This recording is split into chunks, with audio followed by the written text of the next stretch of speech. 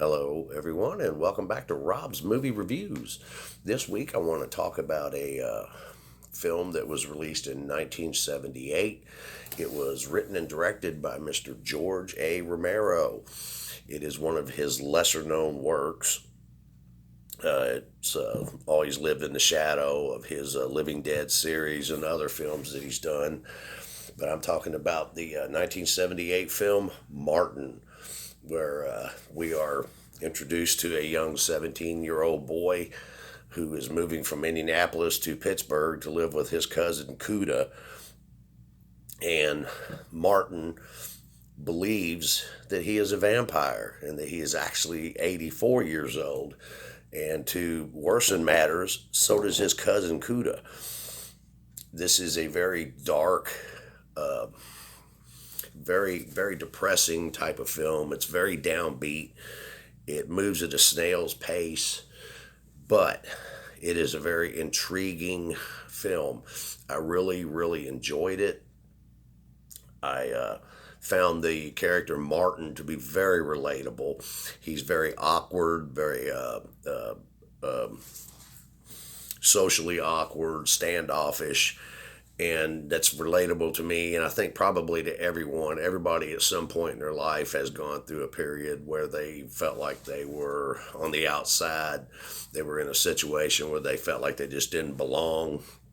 So that makes the character Martin very relatable. And on top of that, he's going through a lot of emotional stress, believing that he's a vampire, and having a cousin who also believes that he is a vampire and has openly told him that he intends to save his soul and then to destroy him. Martin's cousin's daughter does not believe, and she feels pity for him, and she tries repeatedly to convince Martin and Cuda that he's just a very disturbed young man who needs some psychiatric help, but neither one of them will listen to what she has to say.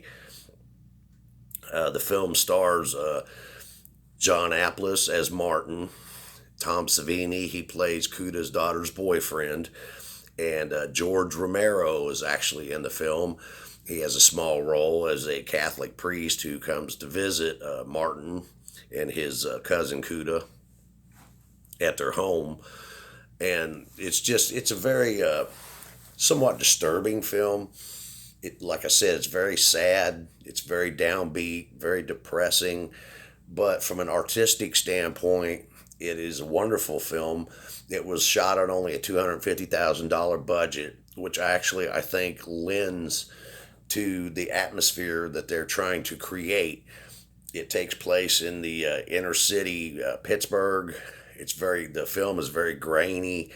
Uh, Filming on the dirty inner city streets of Pittsburgh in the 1970s kind of helps to set up this kind of bleak, hopeless atmosphere. And then, being a low budget and having to shoot in locations that just show all this bleakness just really adds to the atmosphere of the film and makes it that part of it very believable.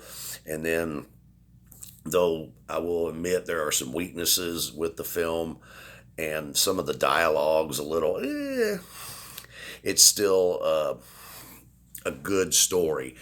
A story that belongs and needs to be told in this type of setting. So for that, I applaud the fact that it's a low budget film. I don't think it was made on a low budget out of choice. It was more out of necessity, but it turned out to be a good thing. But I will say that this is not a film for everybody. If you're a horror fan who's just looking for thrills and chills, this is not a movie for you. But if you're the type of person like me who can enjoy a film for its artisticness and how, like I said, they build this very bleak, depressing, dreary world and then tell a wonderful story within that world, then I would definitely recommend that you check out this film. Real quick, I just want to run through some facts again. It was released in 1978 by Libra Films. It was written and directed by George Romero. It was done for $250,000. I I'm assuming that it was not a commercially successful film because I have attempted numerous times to find out what the box office was, and I can't find anything on the internet, which tells me it probably didn't do well enough for anybody to even mention it. So, with that, I'm going to leave you, and until next time, you take care.